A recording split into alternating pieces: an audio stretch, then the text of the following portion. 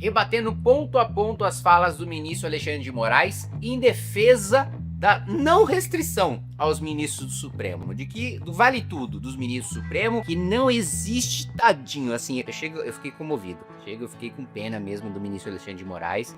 Eu acho que deve estar, não sei, deve estar faltando dinheiro pro leitinho das crianças, porque é emocionante o depoimento do ministro Alexandre de Moraes sobre o quanto os magistrados são restritos nas suas funções. Vamos ouvir o Xandoca. Segunda observação que me parece importante, inclusive em virtude do momento. Parece, presidente, boa parte da imprensa, alguns críticos do Supremo Tribunal Federal, parecem ou por desconhecimento, ou por má interpretação, ou infelizmente muitos por absoluta má fé, que não há vedações aos magistrados e que os magistrados não observam e não respeitam essas vedações. Ah, com certeza, todo magistrado, principalmente ministro do Supremo, observa as suas restrições. E aqui eu vou ser justo, tá? Juízes de primeira instância, desembargadores, geralmente sim observam o Estatuto da Magistratura e cumprem com as suas restrições. Só que o próprio Supremo Tribunal Federal entende que o Estatuto da Magistratura não se aplica a ministro do Supremo. Então já começa por aí. Quando ele fala magistrado, magistrado é muita gente. Ele está falando de gente de instâncias inferiores. O Estatuto da Magistratura, segundo o próprio Supremo, não se aplica para o Supremo. Depois, mesmo as vedações que existem para ministro do Supremo, de não julgar causas que ele deveriam se declarar suspeitos, ainda assim ele julga. Ainda assim, eles julgam causas de amigos, julgam causas de pessoas com quem eles têm relações próximas, julgam causas assim. Tem aniversário da filha do bilionário. O ministro do Supremo vai, porque ele é próximo da família. Aí depois vem um caso, ele julga o bilionário. Olha que maravilha. Ah, o ministro, ele é sócio de uma empresa e essa empresa recebe o patrocínio de um bilionário. Aí ele vai lá e julga o bilionário e fala, não tem nada a ver, ele patrocina a empresa que eu nem sou administrador, sou só sócio. Blá, blá. Então, né, vamos lá, né, Xandão, não é bem assim. Não há nenhuma carreira pública com tantas vedações como a magistratura. Já começam as vedações constitucionais. O magistrado não pode fazer mais nada na vida. Só o magistério. O magistério pode dar aulas, pode dar palestras. E como o magistrado só pode dar aulas e só pode dar palestras, passaram a demonizar palestras dadas por magistrados. Tá certo. A magistratura tem que ser a carreira mais limitada de todas, porque um juiz possui muito poder na sua mão para ter liberdade para fazer o que quiser.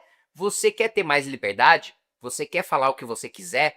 Você quer fazer militância político-partidária? Você quer ser administrador de empresa? Você quer ter salário milionário? Vai para a iniciativa privada. Ninguém colocou uma arma na sua cabeça, Alexandre de Moraes, e falou, vai ser ministro supremo, senão você vai morrer. Não, você foi porque você quis. As vedações que se impõem à magistratura, ninguém é obrigado a ser juiz. Nenhuma circunstância vai lá falar, puta, se eu não for juiz, eu vou morrer de fome. Não, se você não for juiz... Não existe isso. Não existe. Ninguém é obrigado a ser juiz. Então, se você quer ser juiz, seja por vocação.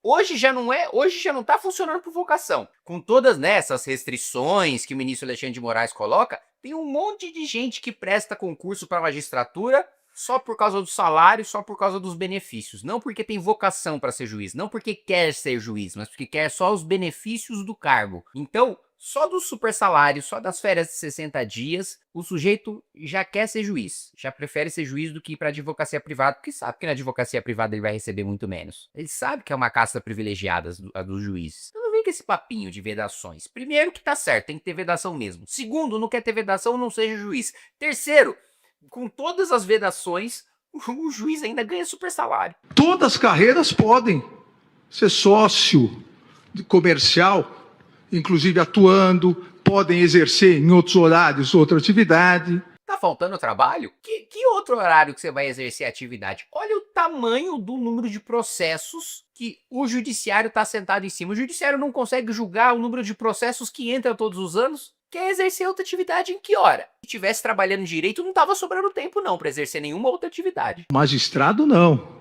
Pode dar aula e pode dar palestras. Por falta do que criticar, daqui a pouco também a má fé vai para quem dá aula. Ah, falta do que criticar. O Supremo restringe a liberdade de expressão, persegue opositores políticos, legisla no lugar do Congresso Nacional, governa no lugar dos poderes executivos municipais. Isso não existe em país sério, gente precisa entender isso. Eu repito tanto isso porque isso é bizarro como as pessoas não percebem isso. O magistrado não pode receber a qualquer título ou pretexto custas ou participação em processo. Pô, só o que faltava.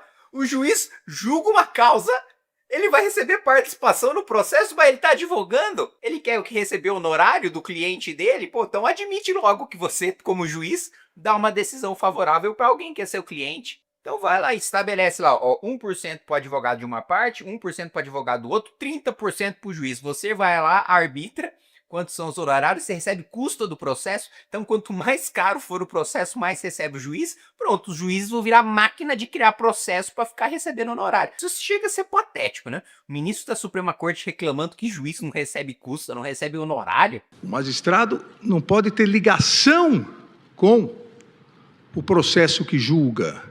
Puta, que absurdo, hein? O juiz não pode ter ligação com o processo que julga. Pô, que pena, né?